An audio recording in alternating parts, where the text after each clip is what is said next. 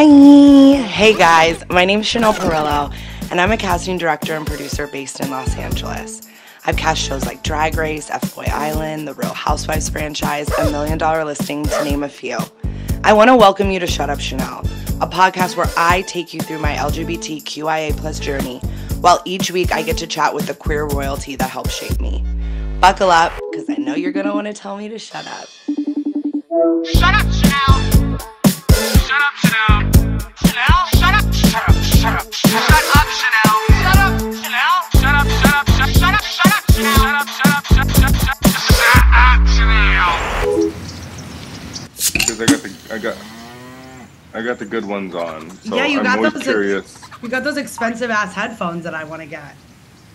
They're really nice. They're so nice when you travel too. Because you can there's a switch on it where you can turn out like all the outside sound. That's what I need. Honestly, I find myself wearing these headphones at like work during the day anyway now because like I don't know if it's like I think I just have such bad ADD that when I have headphones on, it like makes me hyper focus. Oh, don't get me started on ADD and ADHD. Oh my God, that's a whole side conversation. Anyway, you look so good. Are you like on Thank Ozempic? you. I am not on Ozempic. It's so funny because now I think whenever someone's lost weight, we automatically think Ozempic. I just think I haven't been partying as much.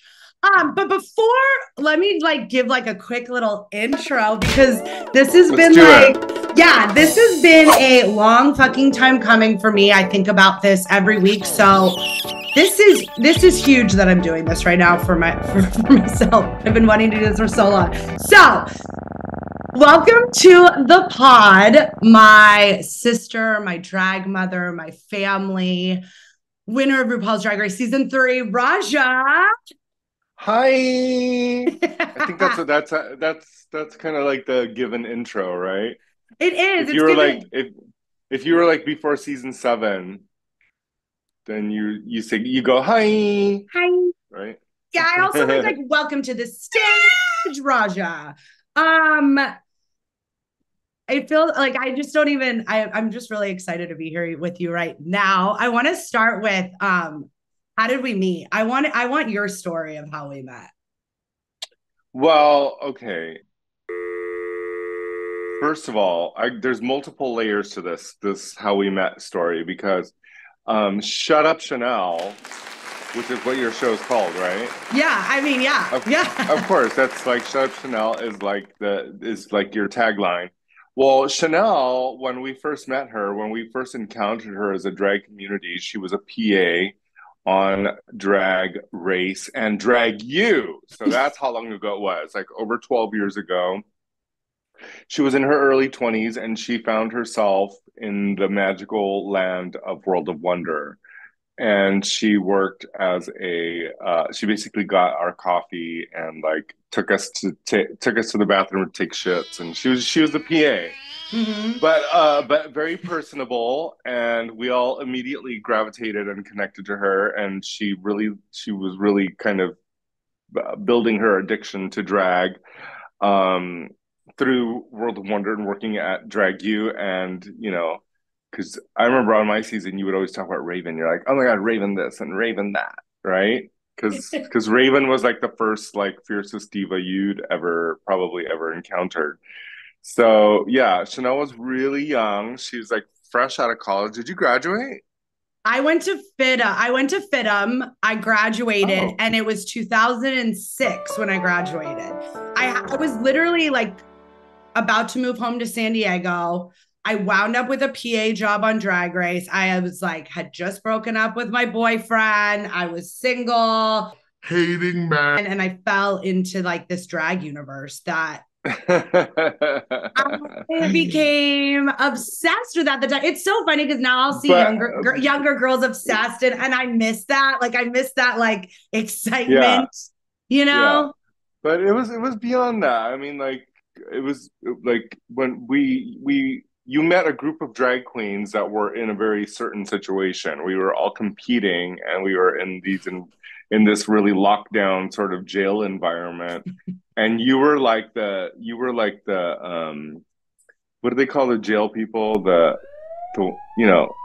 What is that called? Oh my God. Yeah, but you were like I'm her. You fixing were it. like, Yeah. yeah, The you were warden? her for us. The The jail warden. warden. Yeah. Yeah, you were like the nice warden in the jail. So we all gravitated, and you were kind of like our little sister. So we just kind of took you under our wing, and that's really how the history began, was really meeting Chanel at Drag Race. But you know what was interesting, Chanel? I've been watching this documentary that's like brand new right now on HBO Max about Little Richard. Okay. It is so good because I grew up with Little Richard. Mm-hmm. Like we all know Little Richard's music. Like Mm-hmm. Little Richard was the predecessor of Elvis Presley, and he was queer Mm-hmm. as fuck. And he battled with his life, going back and forth between queer and being religious. And but he's still Little Richard. But his tagline is "Shut up." It is. Shut up. Uh-huh. That's his tagline. And he'll like, he'll say a sentence, and at the very end he'll be like, "Shut up." And the audience would laugh, and I totally thought of you. I was like, "Oh my God, you are carrying on Little Richard's Which is like, I'm honestly honored, and I You have to remember watch it. I'm gonna watch it as soon as we're done because I could watch documentaries all day of my life. For sure. I just watched that documentary, The Stroll, on HBO about Which the is so good. So good. so good. And then the credits came up, and Scott Shatsky, who worked on Drag, he was one of the first producers to ever tell me that I was a producer. Like we were on the set of Drag U, and I remember I was like so into like figuring out the storylines, and like he just saw that it interested me, and he was like, you're a producer. And that Yeah. he was one of the producers of The Stroll. And like when the credits came up, it was like one of those moments where it was like, oh, I remember him. But No, that's that an was that's so an good. that's an incredible film because, when you and I share stories about what it was like for me, growing up here in West Hollywood or just in Hollywood in general. And, you're like a millennial, and like hearing the stories, I don't know, like seeing The Stroll really brought it all back to life for me For because, you. yeah, because I grew up with trans women. I learned how to do drag through trans women. All I wanted to look like was a beautiful trans woman. And most of them at the time when I was growing up on Santa Monica, and they even mentioned it in the film, Santa Mm-hmm. Monica was definitely the West Coast version of the Stroll. Mm-hmm. You don't see any of that anymore. And just it's just interesting. It was such an interesting thing because I don't think girls, young trans women, really, some of them really concentrate on what's happening on Instagram, but this is really the history, For you. recent history, not that long ago. Recent, the 80s, 86. I mean, 80, like all the time periods, 90s. 90s, it was when I was born, and it was, they talk about like how AIDS affected everything. They talk about how the internet changed, Craigslist changed everything. I just got the chills thinking about it because what I got out of it was like community. And that was something that I always found in the LGBTQIA plus community was that feeling of like we all have each other's back kind of vibe. And that's what I got out of it, is like those girls, like, I mean, it wasn't a sex thing. It was them supporting each other to make enough money to survive and live. Survival. And how do you pay for the gender affirming care? How do you get the implants? How do you get the nose job? How do you get all of those things had to be funded, and there were no opportunities. So it's really wonderful to live in a time, for me anyway, where I can remember that vividly, and to see what it's become now, and to see the role models that are there, including Gigi and Mm-hmm. Laverne, and I mean Angelica Ross, and I mean Mm-hmm. there's just Isis, Isis who I met, King. Isis King, who I I met love Isis on. King. She's the loveliest, and I met her on Top Model, and like she was a baby.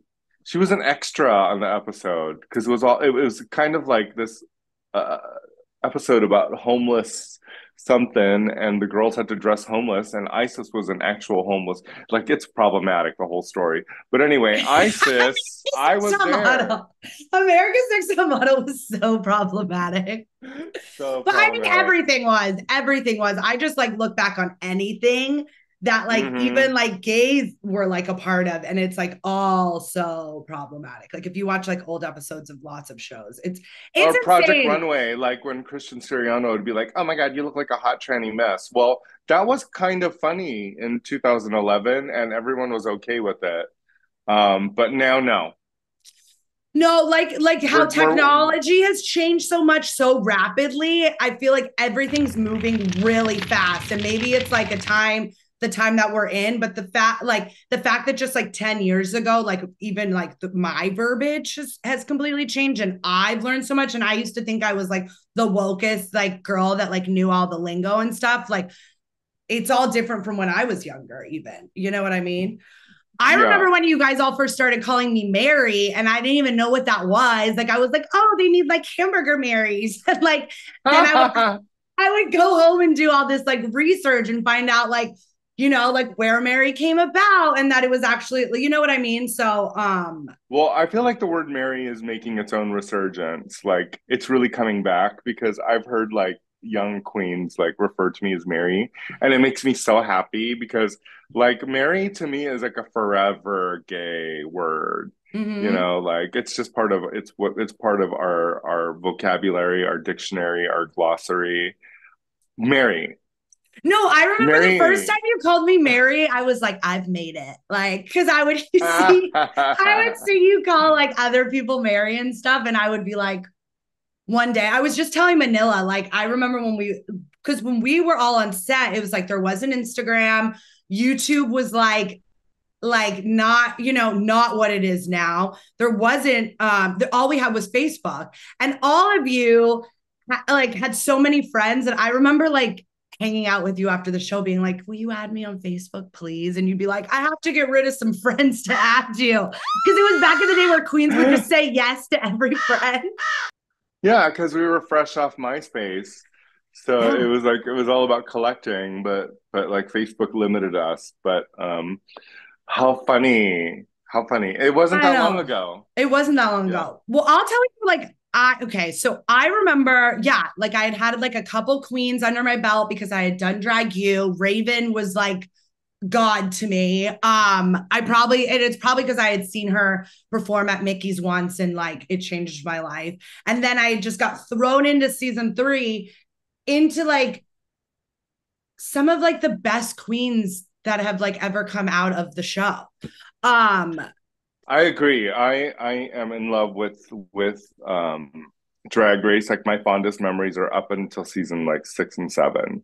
mm-hmm. And then And after that, I still love it, but not like in the same way. Like some of the biggest geniuses came out of I feel those like seasons. after those seasons, you feel more of like an older sister than like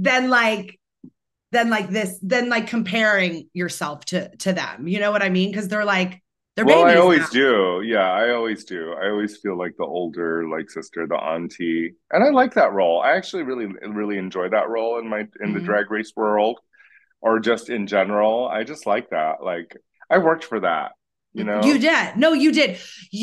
I'll never forget. It was the Mars. It was the like drag queen a Mars episode. Like it was the space themed. And that was like my first official day taking care of you guys. And Oh, really? that was like my first full day with you guys, like where I got to like, No yeah, I was like in shit. charge of sig breaks and all of that good stuff. And I was telling Vanilla, like, I would get like it was like an honor to get to like have parliament breaks on like the side of the building with y'all. Oh my Um, but I just God, remember that's thinking hilarious. you were like the coolest person I had ever met. Like you Mm-hmm. had, it was like rock star, but drag, because I had this whole idea of what drag was in my head. It was Yeah. Raven, it was Manila. And then you kind of came in and you were this like rock star who had like, all your stories were like you had just gone off tour with Adam Lambert and like I'm on the road. You had traveled all these. you were everything I wanted out of life. You know, you were traveling, you were buying everything that you wanted. And I was this like little girl who like couldn't even afford dinner, like literally could not afford dinner or my rent or anything. And I met these like amazing people that I don't know. It was just you were everything I wanted to be. And I'll never forget you telling me, like you taught me manifestation. Like I would every day I'd be like, oh, like I hope I get to travel one day. And you're like, Chanel, if you just say it out loud, like every day, like I want to travel, it's gonna like eventually come to you.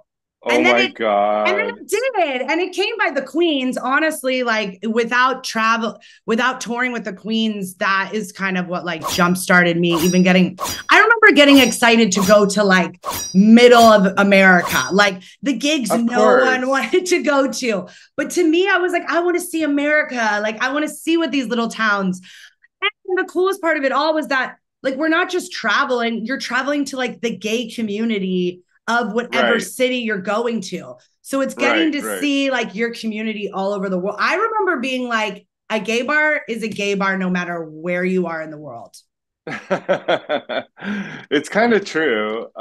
Yeah, a lot of them have their differences, but mostly you're gonna kind of get the same thing. I was just recently in Japan. I went and I spent a lot of time at the Eagle there, and like there's like a whole scene. Like they're into bears, and I'm like, wait, what?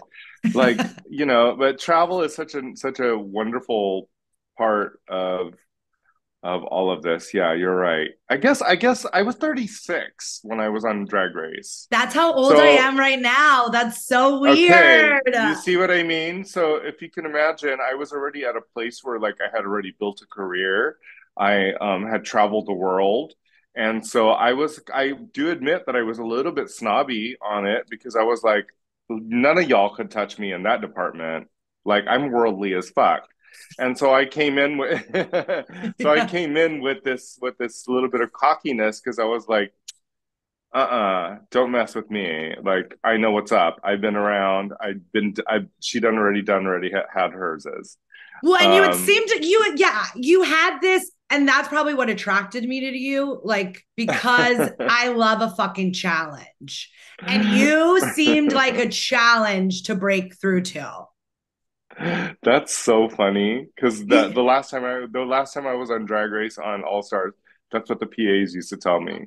They're like, you're always so like, you're just always like, yeah, whatever. Like, and I was like, what do you mean? They're like, I don't know, just the look on your face. You're always just like, whatever. Everyone sucks. It's like this, like jade. It's. I never even knew what jaded was, and now I am at that. I get it because I see people talking like, it's hard to excite me nowadays. Yeah, I don't know. I do try to get excited though. No, I'm trying. That's why I'm doing this. Like this excites me. I feel like this is the, you know what I mean? Like it really like doing like this kind of stuff excites me now. You know? I never want to be too jaded because there's a lot of queens from my age group. I'm not going to name names, but you know, there's a lot of them who really kind of get stuck and they get mad. And I just take the example of Joan Rivers till like the last day. She was on Twitter and everything. You know what I mean? Like that old lady. So I always kind of take that as an example, as like, you know, like if it's one of those things where if you can't beat them, join them. I just like, I'm not mad at any of it. I don't want to be jaded. I want to be a part of it. I want to hear what the kids are doing. I want to know. I want to be let me in. Like, let me hear what's up. I want to hear the conversations and I want to know what it's like because it's important. You know, I want to know what the future is like. And it's, I've been letting go of the jade. That's good. You know? So there's hope. So my 40s, I'll be less jaded again. I hope so. I think you get like to a comfortable place where you just don't give a fuck as hard anymore. So the jade kind of goes away. Some people don't though. Some of my friends are still like stuck in it and they get real mad. They will not succumb to the conversation of pronouns. And these are queer people who are like now in their 50s. You know, and they're just so resistant to any change. And I'm like, how do you, how do you think you got to the place where you're at to be so jaded if Mhm. someone before you didn't get eye rolled at first? You know what I mean? Mhm. So Exactly. I No, just yeah. You yeah. don't evolve. You don't evolve if you don't keep with the times. Like I get really frustrated when I hear people say like that's just how I am because All that right. like triggers me now. Like I because I come from a family of those of that kind of like mentality. Like Uh-huh. that's just how I am. Like no, but that's a But you can choice. change. Yeah, That's a that's what you can choice. change. That's Oh a my God. choice. This is a deep I conversation. know I didn't expect it to get so deep, but I did want to give the clip notes. Like I do think that it I would definitely not be who I am today if it wasn't for you. So many of my choices in life were I was influenced by you, you know, and I was taught a lot. I remember after one, I had dreamed of always moving back to West Hollywood and thought I couldn't afford it. And you were like, oh no, we'll figure it out. Like, I'll move out of my apartment eventually and you could just take that. Oh And my we, God. Why do I somehow forget that you lived in the exact apartment I lived in?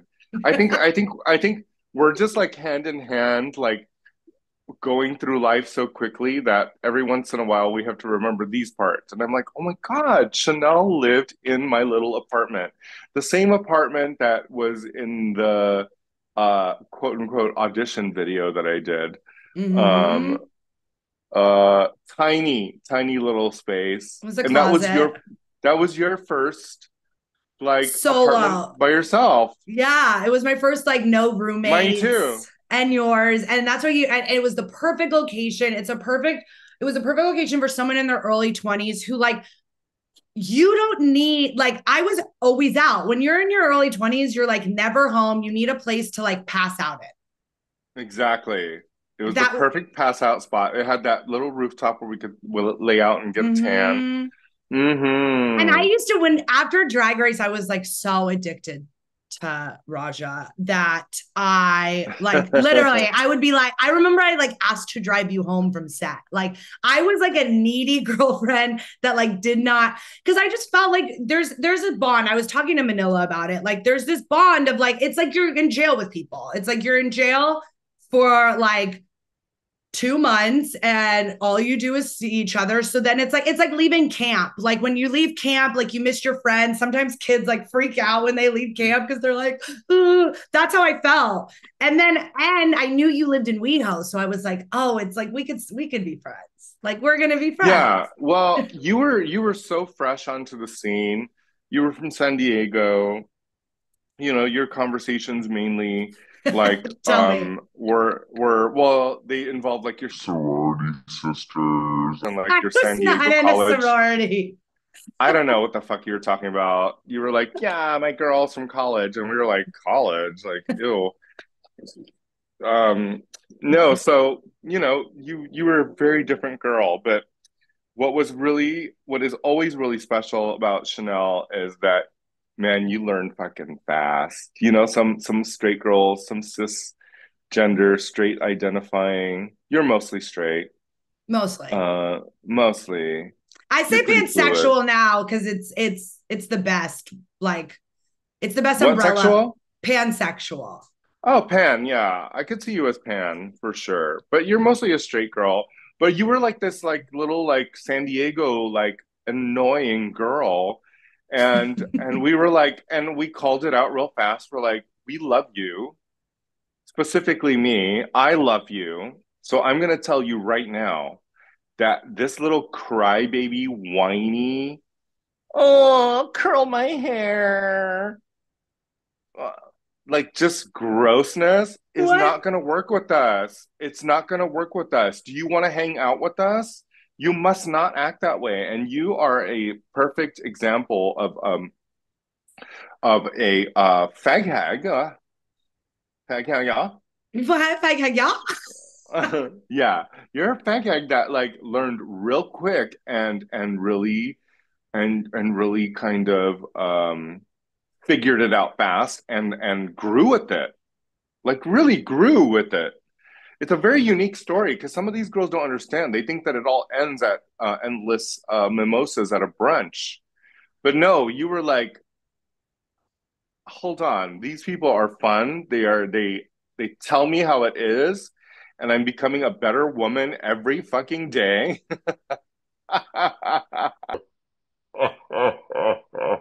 That's It sounds it. so, but really, I mean, that's watching you grow and being your friend and being in your life is watching you becoming this fucking boss ass fucking baddie.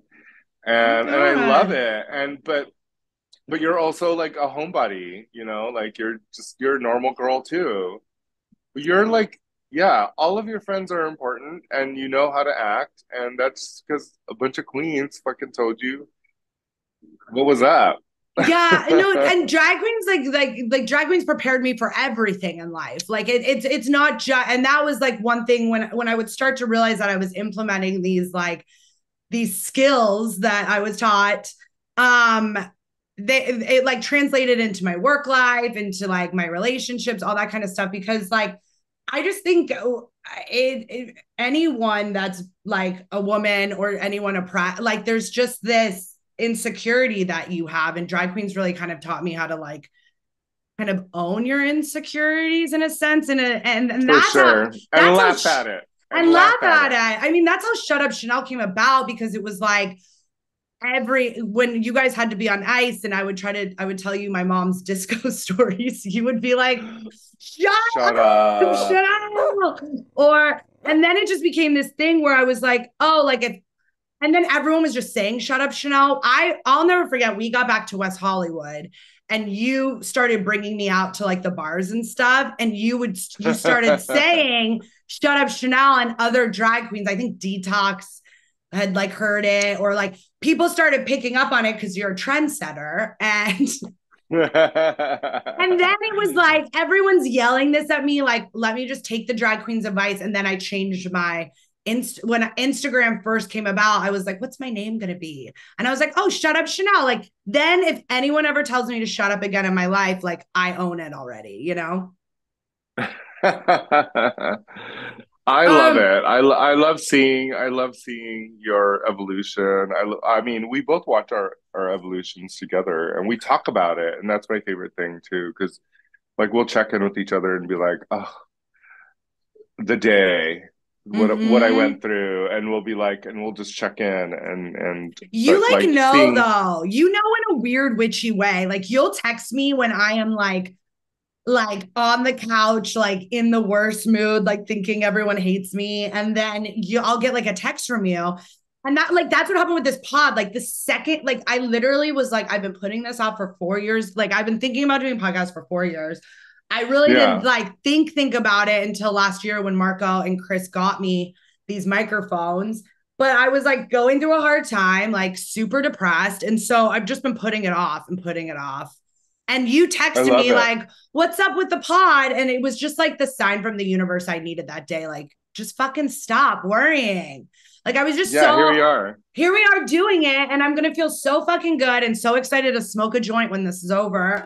Because like, I'm I, smoking a joint now, as you can I see. know at the end, I'm just like, I don't smoke weed during my regular job, so I'm like, let's try that with this just at the Okay, beginning okay. till I'm really comfortable, and then I'll start getting stoned. Yeah, yeah. Like we'll do another episode where we're both just like fully stoned, and we'll compare the two. I've got wine, I've got weed. You know how am I doing?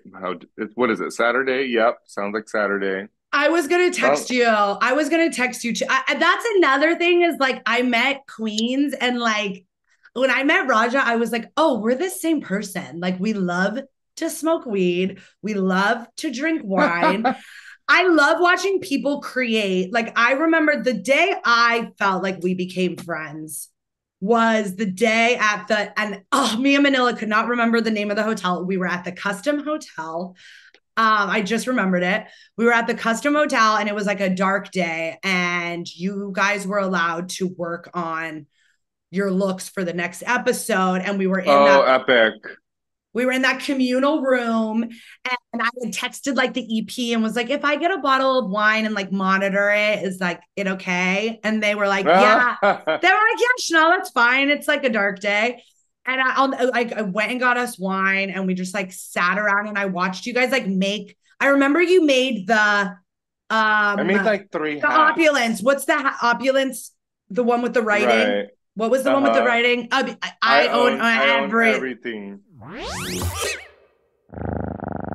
I own everything, which then I think I also love that drag was this subculture that like I knew nothing about. So like for someone like me that like I love documentaries, I love learning new shit. Like it was like watching a documentary unfold like in front of me. Like I was like what is I own everything from? You were like opulence, and then you guys made me watch Paris is Burning. Like there was just like so much for me to watch and like take in, and then I started to feel like I even knew more about drag than like some of like the new queens, because I'd be like, you haven't seen Paris is Burning, like are you even doing drag? You know, like but that day, oh my god, it's so true. Day, watching you make you were like Lilu. You know that scene in Fifth Element where Lilu like watches the TV and it's like on speed and she's just like watching it and she's crying and tears are coming down. That you were exactly that. You were like learning a whole culture, a whole sub pop culture, or a subculture that couldn't talk to anyone else about it that I had originally, you know, like my mom knew disco queen drag, but she didn't know like the culture, you know, like she was having babies in 86. So like she had knew drag queens, but she didn't know like the backstory. Now that I look back though, like my grandma has all these stories about her and my grandpa going to see like trans shows in New York City. Like it's in my blood. Like there's something in my blood. Like maybe I was trans in a past life. Like there's something. Like I feel such maybe you're trans now. Maybe I'm trans. I really love my life. I don't know. Yeah, you're kind of trans. There's something there, like because I feel such a connection to trans people that there's something there. But that was well. What else are you up to right now? Well, right now I'm finishing. I just started dating shows like the last 3. I think I got my first dating show like a couple years ago and fell in love with it, and I was like, it's just so fun. It's fun. And I love dating shows in general. Like I remember even when I was little, like I was obsessed with all those.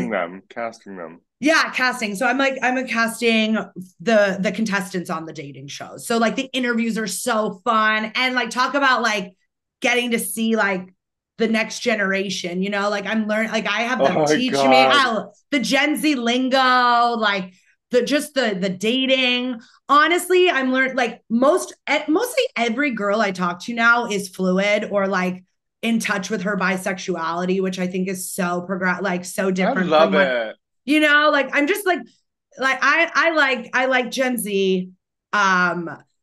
I like that women are kind of, I'm doing a spinoff of F Boy Island called F Girl Island. So it's a real like female empowerment series. Like the girls are coming in as the F girls.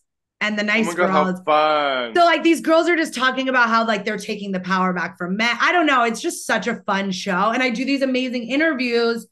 And that's kind of where I'm like, I do all these amazing interviews for like other people's TV shows or other people's projects. And I'm like, I never get to like sit down and do an interview with like people that have shaped my life. So that's kind of where the whole like wanting to podcast kind of like came about. Yeah, like I love getting to, and I like have these like I have thousands of interviews completed throughout my career, and like they kind of just go away and I forget about them. But this, like, I'll get to remember forever, you know?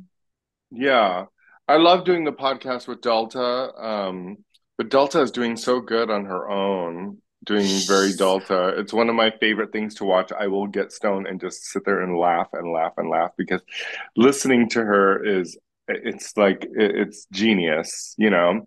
So anyway, I love Delta's podcast. I love Delta's podcast. I was on Delta's podcast once. That was actually it was so fun, and I was like, me and you have been saying that though forever, and I really do love Willem for making it happen, because I know Willem was a driving force and like and believing in it too. But like we had talked about this forever. We're like, Delta needs a one-woman show, like someone that opinionated. Like it just makes such great fucking podcast because it's like Yeah.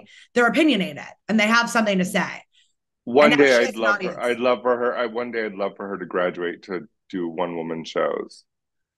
She would be sickening. I would listen to her for an hour. And it would be so easy for her.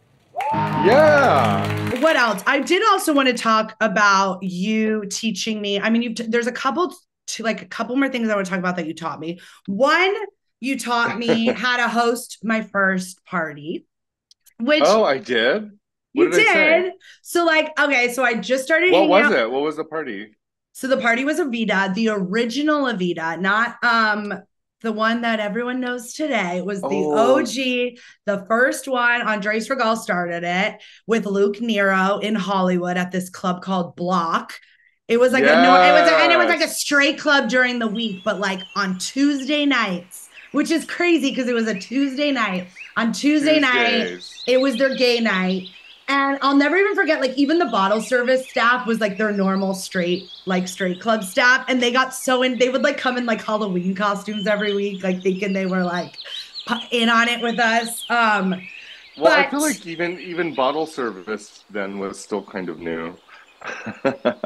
It like literally, but I do remember I was in your apartment already because I'll never forget the first night I got ready for Avita, and the drag queen was my neighbor and she like helped me like get ready. But anyway, I remember texting you. I only knew who Andres Regal was because of you, because you started bringing me out to like these WeHo elite events. And I was still, I got trained on how to get into clubs in straight Hollywood. So like, I still had that. Like, and I think the queens liked that. Like, I would bring us to the front of the line and I'd be like, who do I need to speak with? And then we would get right in. And like, I get off on that shit. Like, I get off on like. You've always been really good at that. Right? Like, queens coming through, like out of my way. And that's how I met Andres Regal, because he was always at the front of all the cool parties. And so I asked him for his number and I was like, why don't I get his number? So then next time we go to an event, you're not, scrambling to text him or whatever. I thought that would like make me like a good friend, And started going. I got a text from Andres Regal one day, was like, why don't you start hosting gay parties since you're at them all the time? And I'll never forget, I called you freaking out and I was like, oh my God, they want me to host gay parties now. Like, what do I even do? This really happened? This really happened. I don't even remember. And that's hilarious. You go, listen, Chanel, what you do is you get a look, you put a look together. You were like, I know you know how to put a look. Have one of the queens, like you were like, you could come borrow something of mine. Because in the beginning, I think I was still borrowing all of your drag. Yours and Willem's a lot. I borrowed a lot of Willem, Detox. Well, you and I came up, literally, you and I came up with the concept of drag droppings, and it is being used globally. We invented drag droppings, didn't we? We invented the term drag droppings. We really did, because I would give you my drag droppings for you to wear to the club, so you could look cute at Avita. But we invented drag droppings, and I hear people use it all the time. Same with blouse, the feminine top. Yes. I'm just gonna say I said it first. I don't know, but now people be selling T-shirts that say blouse. Booger. Booger is coined on Drag Race. Did you invent booger? No, I think that was just that was collective. Okay, that was a collective. I hear people like use it in casting now, and I'm like, was this always a thing? What's funny is I never used the word booger until I hung out until season 3 of RuPaul's Drag Race. Like, why would I ever say the word? Why would I ever say the word booger out loud? Never. But, yeah. And also wearing your clothes also made me feel cooler. It like gave me the confidence, because when people asked who I was wearing, I got to be like, oh, Raja let me borrow it. Yeah. But Raja gave it to me. But that's insane. I had no idea you invented drag droppings. But yeah, we definitely as a family helped Chanel in her style choices. You did. Over the years. Yeah. Over the years. Yeah. I had no boobs your season. Yeah, you had no boobs. I had You were short hair.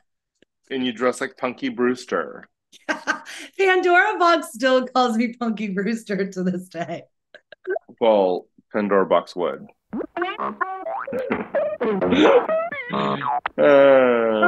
So yeah, whoa, but yeah, so you told me your advice to me was you walk into that club, you come in a look, and then you find this is so important for anyone listening that wants to host parties. You find the highest point, and even if you just want to like stand out in a nightclub, you find the highest point of the nightclub. By that, like, and you were so good at describing it to me. You were like, you know, like find where the eye, where somewhere you could like perch and sit, but it needs to be like above everyone else. And then you told separate. me, and separate from everyone. And then you just sit there with your fucking cocktail and just sit there and model, pretend like you're busy, like you're thinking about something, but you were like, just sit there. And you were like, no matter what, every person that enters that club is going to see this like girl in a costume, like sitting up all perched, and they're going to know that like you're there to host. Amen. I will. It's my belief till today, for sure. That's how it's done. It's how it's done. And it's so true. And now whenever I'm in a club and I see someone like perched like that, I'm always like, that was totally Raja's advice. Baby. I know. I mean, you've taught me so much. If I still went out, I don't go out as much. And you and I joke about it all the time, how much we love to stay at home. But when I do go out, I still try to go that route. It really is the simplest route. Mm-hmm. I remember when in the early 2000s when we used to go to Peanuts and RuPaul was just kind of in limbo. There was no drag race. So she would show up at the club, but she would always go in Peanuts, the DJ booth, which is now, what is it called now? Now it's Delilah's. It's Marsha's spot. H-Wood, yeah, Marsha's spot, Delilah's. 7969. I'm going to have to hit her up because, you know what, it would be fun to have a beautiful 7969 reunion with some of the girls that are like really doing it and doing important things now, like, you know, and raise some money because that spot is iconic. They still have a full stage and everything in there. So like, yeah, that would be a great idea to do. But the DJ booth was like right as soon as you walked in, it was to the right, and it was up and it was higher than the rest of the room. And Josh Peace would be DJing up there, or DJ Ben, or Paulo Ramirez, and RuPaul would always go up to the highest spot, sit there, watch the show. She wouldn't really tip us, but she would cheer and she would be really loud. As soon as the show was done, she would come off the perch, say hello to everybody in the dressing room, and leave. And I love that. That to me is how it's done. It's so done. No, I don't know. I just got the chills again because that's like literally when we would go out, we would always, and now I know all these DJs because you taught me this, but like always be friends with the DJ. Like that's one key to being fierce in whatever city you're in, is just knowing every DJ. Because then when you walk in the club, there's this like, hey, they call you over to the DJ booth and then you're set. You're behind the DJ booth. You could keep your purse there. I used to keep a jacket. I always would keep a jacket at the DJ booth. Sure. It's a good place to like hide a cocktail. Like if you know, like go up there, like chug down a cocktail, then go back to the party. It's always been like the DJ booth or like that little higher spot wherever, just like a little perch has always been really important to me ever since I started going out. It's always been like a thing for me. I've always needed that. I always needed like a spot to sit out where I can have conversations with people, which is still very important to me. So if you see me at the club, you'll probably see me perched. When did you start to realize that you liked staying home more? Like when did that begin for you? I think that really kind of happened during COVID, for sure. I think before that, pre-COVID, it was so normal for us to just kind of bounce around, go out because we were bored, do things, which I actually maybe prefer more because it does take time less off of your phone to actually just go out, even though you're going to turn your phone on and take pictures when you get there. But somehow I don't know. Anyway, I It's so true. It's true. yeah, I think COVID like really made me realize that I've always loved being alone.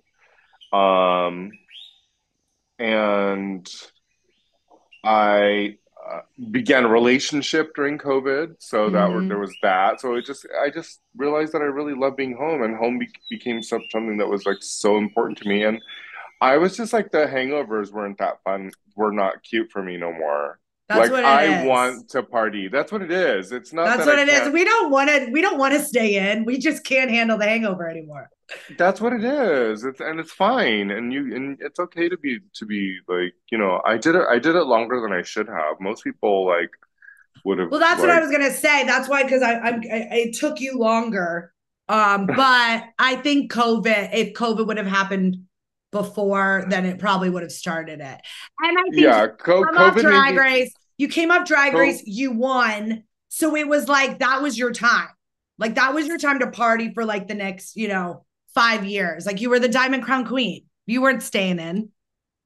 yeah, and then like we shot All Stars kind of during COVID. Like we still had to take temperatures and wear masks on set, Mm-hmm. and there were still the plexiglass walls in between the judges, so that I was still in that time. And even in that, even at being at Drag Race, there was a lot of times where you were just alone, and I just kind of started to love Mm-hmm. it.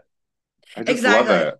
Well, but you've always been like that. I just think that because that when we first started hanging out, like I remember I used to like take the bus from Hollywood to come to your house in WeHo Oh my because God, I was that's like, right. I think I was dealing with my DUI or something. And I was like, I would take the bus to the apartment that then I had moved into, and we would like go have No, breakfast. Chanel's such a good friend that she had a breathalyzer in her car way back when, and she drove me all the way to San Francisco. And every few minutes, she had to breathe into the breathalyzer in order for the car to continue to move. So this is the kind of friendship that we have. And she was sober, obviously, because she had to get us back. She had to get up to San Francisco and take us home, and she was so responsible about it. But I And remember that Sunday. But that's Sunday. Because this is the problem with the breathalyzer. You really do learn a lot about yourself during that period. Because I learned that if I drink past midnight and don't eat like meatloaf and mashed potatoes for dinner, then I can't start my car the next morning. Like you don't realize how your body metabolizes alcohol. And so the next day we wanted to like get up early and leave and go back to LA. And like wait, we had to wait until like 1 p.m. the next day for me to like sober up so I could drive us. well, no, you said meatloaf and mashed potatoes. Is it because we went to that diner after in San Francisco? But I was just thinking of something hearty that one should eat so that they don't Oh get no, because drunk. there was one time I was in San Francisco and we went to the diner that's in the Castro. I always forget what it's called. But Chris, whatever his name is, the one that played the really hot guy from Glee, Oh yeah. Chris um oh God, what is it? He played the murderer on the Versace movie. Oh, hold on. Chris. Chris something. No. Oh my God, he's so hot, and I follow him, and I'm just like too like wine drunk to remember. Hold on. Versace movie cast. Yeah, Chris. Oh, he's Darren Chris. He's so Darren cute. Chris. There you go, Darren Chris. So yeah, we were so okay. You edit all that out. Yeah. But so there was this one night in San Francisco. I was with a bunch of like queens. We had gone out. Maybe we were like at Bo or something, and Mm-hmm. we went to that little Diner. diner.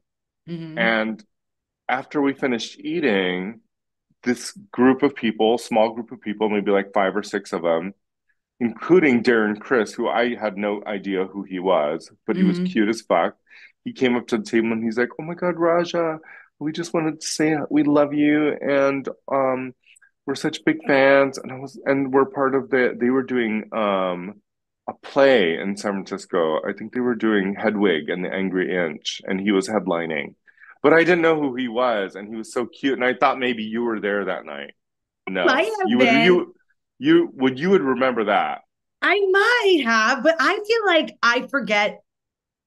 I wish I journaled more, especially during my early drag race years, because like I'll see someone on TV and I'll be like, oh my God, I took care of them like all day. And like that was the coolest part back in the day, is like, because even on Drag You, like I was meeting like gay legends on a daily basis, like I remember like smoking cigs with the Pointer Sisters, or like, you know what I mean? There was just Oh, like crazy stories like that. And it was just like every day for me. And then now that there's such like a lack of that, like it gives you time to sit back and reflect. And I'm just like, I really did get to meet like a lot of cool people in my job and yeah. life. And that's just, I think just hanging out with you guys, like people would always come up, and I felt like I would meet so many people that were like fans of the shows. And in the beginning, it was always like only famous people were watching Drag Race. Like I remember like having to like explain what it was to my girlfriends. Like they had no idea what drag was. Like it's crazy watching how mainstream it's become over the last 10 years, because it's really only been in 10 years. Yeah, and we were part of the original cast and crew. I How know. interesting. Very, very interesting. I know. How is it looking back on like when you first won compared to like now? Well, I always say that I think I'm one of the lucky people who really kind of maybe did it right or good enough, Mm-hmm. because I kept working. Some people kind of just disappear off the entire map of it, and there are now hundreds of us who have been involved on Drag Race, and for some reason I continue to work.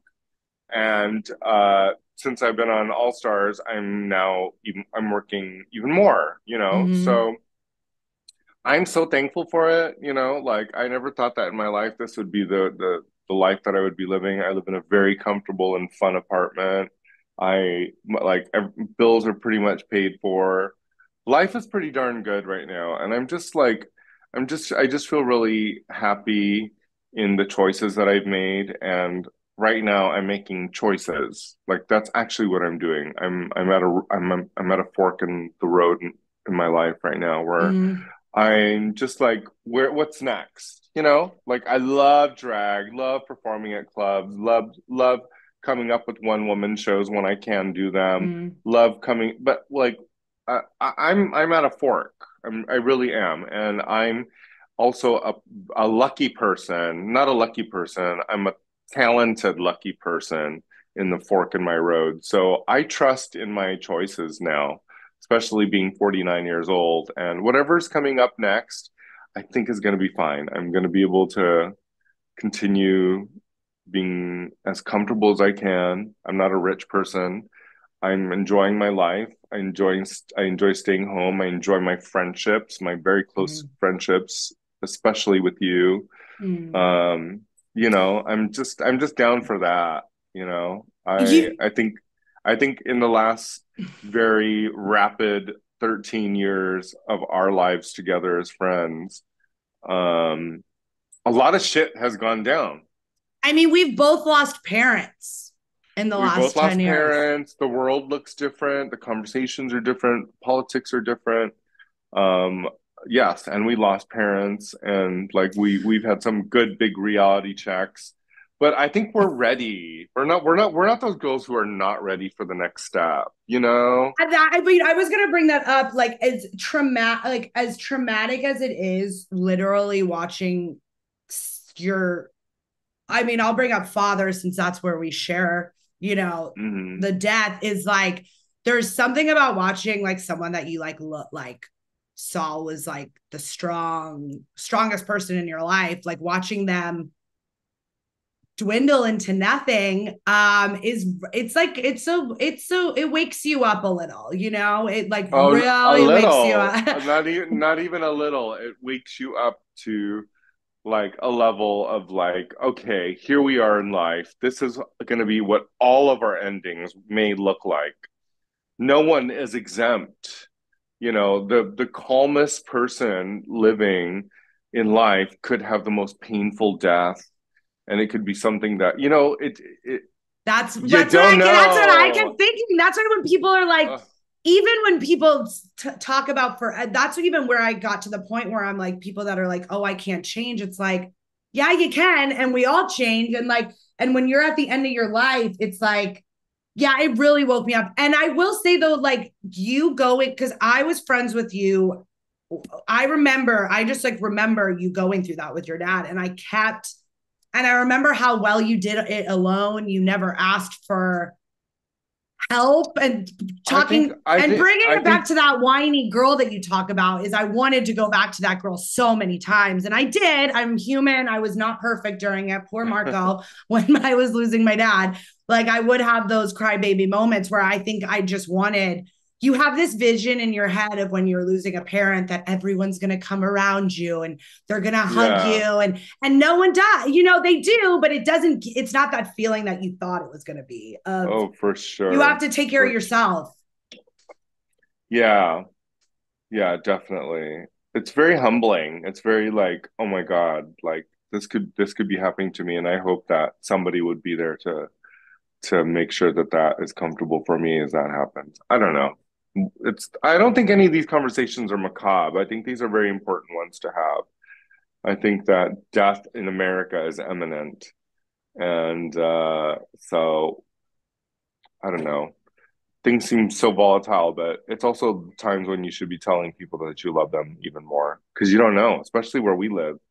America's embarrassing. Yo, I've been fucking traveling, and it's so hard to talk about like being an American because people, like literally, we're the Florida of the entire planet. We really are. America is the Florida of the entire planet. So we're embarrassing. And what do you want to achieve next? Like, what do you dream about? Honestly, right now in my life, my achievements, I would like to really delve into the art that I do. Fine art, costuming, writing, performing. I just kind of want to do it all. I want to do it all, but I'm not in a rush to do any of it, which is really luxurious because like I've worked hard enough where I can kind of pick and choose what I want to do. So right now there's a lot I want to do. Yeah, there's so much I want to do. I feel like like I see you creating art. I've always saw that. And I know you do. I mean, you create art every day, but I mean, like, do you ever sit and paint and do all that stuff? That's what I'm talking about. Like, people constantly ask me about Raja. They're like, why don't you do that anymore? And I'm like, well, because World of Wonder kind of just like, we just kind of pieced out on it. And I would love to probably do that again, maybe.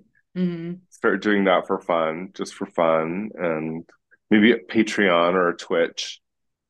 Make money. Live. Oh my God. Who was your first crush? Ooh. Like there was a lot because it was the 80s. Like tell me. Yeah, and there was a lot of like like humping the carpet. The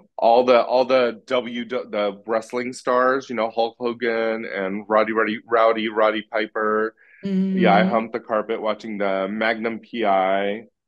Oh my God, Tom Selleck. I was a humper too. Yeah. Chips, both of them, Punch and the white guy. All of them. There was a lot of sexy dudes like wearing short shorts in the 80s. With like mustaches. Uh-huh. Yeah. Who was your first female icon that you looked up to? Female crush icon. Someone you wanted to be. Well, the one that I drew a lot because I came to the US in 1984 and Tina Turner had just gotten really hot with What's Love Got to do with it. And I was 9 years old, 10 years old, really fascinated by her hair, the size of her mouth. So I would draw these caricatures of Tina Turner, her legs, her mini skirt, her big mouth, and her big jagged shaped hair. So like her, but also Madonna. I'm telling you, 1984. There was a lot that came out of that time. So Boy George and Culture Club, you know, I so much. do you remember when McDonald's was like giving out Tina Turner CDs? No. In like Happy Meals. Like one of my first CDs was a Tina Turner CD that I got at McDonald's. My first job was at McDonald's, and it was so long ago that I worked drive-through because they knew that I hated cooking. So I was always in drive-through, and this is what I had to say. Welcome to McDonald's. Would you like to try our new Big Mac combo? Combo. There was no other combos. There was only one. That's how old I am. Oh my God. And then did they have like remember they had like crystal, like it was like glasses, like those collector glasses that you would get? Imagine McDonald's giving real freaking glass out to people. I still worked at McDonald's when they had the coffee spoons, the plastic ones that had the little tiny M, and with the little tiny spoon at the end that people would use for cocaine. We used to have to refill like little bins for the coffee where the coffee was at. I should have saved all of those. My mom brought that up the other day because you know my parents like to do cocaine. Oh my God. My parents loved cocaine.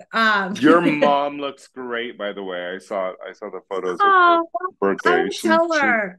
That's real sweet of you to say, honey.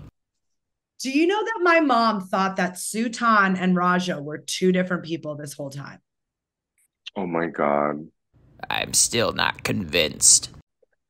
You know who are two different people? Is her lip liner and her lipstick. Her and I I need to have a lesson with your mom on that lip. She loves it. She will not change it. I have been embarrassed since I was a little girl about it.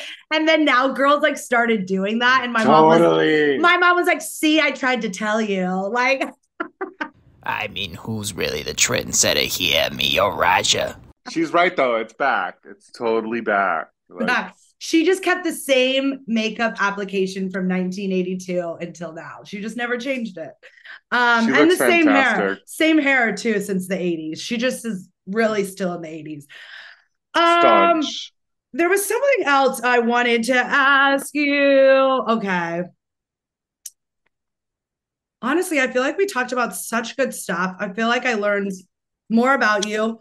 Wait, but I didn't know. I do want to know. Wait, so you moved here at 9 years old in the 90s? You moved to America? No, I was 9 years old when we moved to the US in 1984. So and what was that like for you? I was born here and then like up until age 9, moved there age 3. So we lived there for like 6 or 7 years, but like enough time for me to like, I went to school there, I like learned the language, and we moved to the US in 1984, and it was like the height of like music and fashion, and it was the fucking 80s. And then I went to high school in the 90s. When did you come out? Never. Every day. I come out every day. I really do. When did you have your first boyfriend?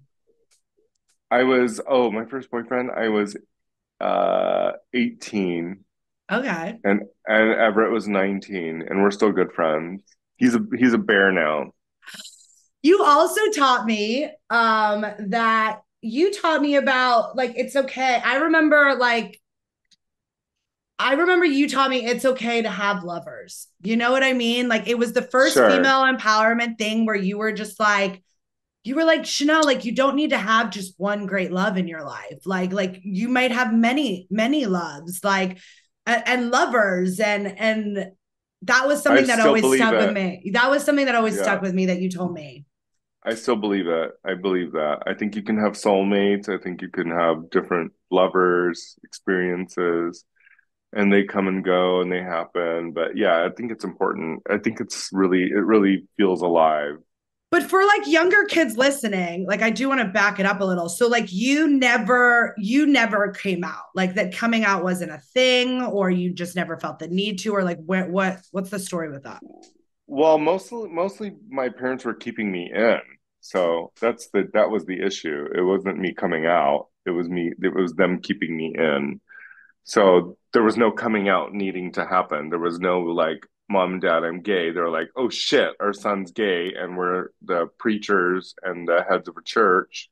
So we have to do everything we can to kind of tamper this down, including going to counseling and getting what is that called?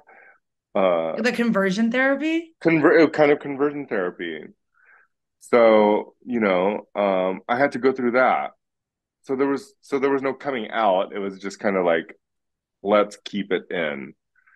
And until you could run away. Until I was out of my parents' house, until I had my own responsibilities and had my own apartment and my own. That was the thing. It was like, get your shit together first before you complain about it. Like, get your own house, get your own money, get your own place to live, get your own things, and that to me is absolute freedom. Mm-hmm. And is that what brought Don't you think? No, it's complete. Like, and it's weird that like, because I was the girl that I just never felt seen by my family, and it probably has to do with my like upbringing and the traumatic nature of being in the witness protection, which we'll get in a later episode. But like, I always knew that the week after I graduated high school, I was moving out on my own. There was just something inside me that felt like I was never going to live my life until I was on my own. And it had nothing to do with me not loving my parents or like, like anything deeper than me just wanting to be independent and on my own, and like always feeling like I had this like purpose outside of like the normalcy. I think that's why you probably gravitated to the people that you did and have, because all of us feel that way. All of us kind of left our families pretty much ASAP, and wanted to explore the world and see what was up next, and what was around the corner. So, so there's that. No, it is. Well, I mean, that was and I remember in the beginning it being so confusing because I hadn't like explored myself deep enough to even like think I was anything else but a straight like white girl. But like, and that's what would like weird me out, because I was like, like, am I gay? Like because I've always felt odd and different, but like I still like men. And so it was just this like weird, but I never had to question any of that being friends with you all, because we never talked, like we didn't need to talk about that stuff because we all felt the same way, Yeah, and we were all supportive of whatever like choices. We're like, I'm gonna fuck a girl tonight. Honestly, this was so fun. I hope you had fun. I feel like we could like keep going forever. I always have fun with you. I would love to do this in person. We're gonna do it in person. This is just my, until someone believes in me and gives me a studio. I believe in you. Aww. Many people do. Many people do. Many people love you, Chanel. Shut up, Chanel. I'm gonna make Sam. And if you can't see the video right now, Raja's been making something the whole time we've been talking. The whole time. I'm making these flower things. What are they for? Just whatever. Just the gold flower moment. I love it. Yeah. Is there any questions you have for me before I wrap this up? No. I'll text you. Yeah, text me. Let's hang out. It was so great catching up with you, and I hope that people enjoy getting to see this side of you. Oh my gosh, there is so much more Shut Up Chanel to come. There is. We'll have like a full like topics and all of that. But I thought that like, especially in the beginning, it'd be good to like, because I think for years people have like heard my name randomly, or you know, like it's very that like, oh, I've heard of you vibe, but like don't really know me or my connection to you and everyone. So I think this is like a great starting point. This is it, baby. All right. I love you. I'll call you as soon as we get off of here. Okay, love you. Bye. Love you. Bye. Bye. I hope you enjoyed another episode of my daughter's podcast. There's lots more Shut Up Chanel coming up, so don't worry. Just keep that subscribe button liked. Or whatever it is, the Gen Z or the Gen X or the Gen Y, you doing what you're doing, whatever they're gonna do it with the subscribe button. We've got all kinds of great content and guests coming up. Sorry, I'm just here at the park and the air quality's not that great. We've got all kinds of things we're gonna lock down for Shut Up Chanel, including more structured episodes and all kinds of experimental music coming your way. I don't know, this is just a script she gave me to say. Have a good one and see you soon, or else.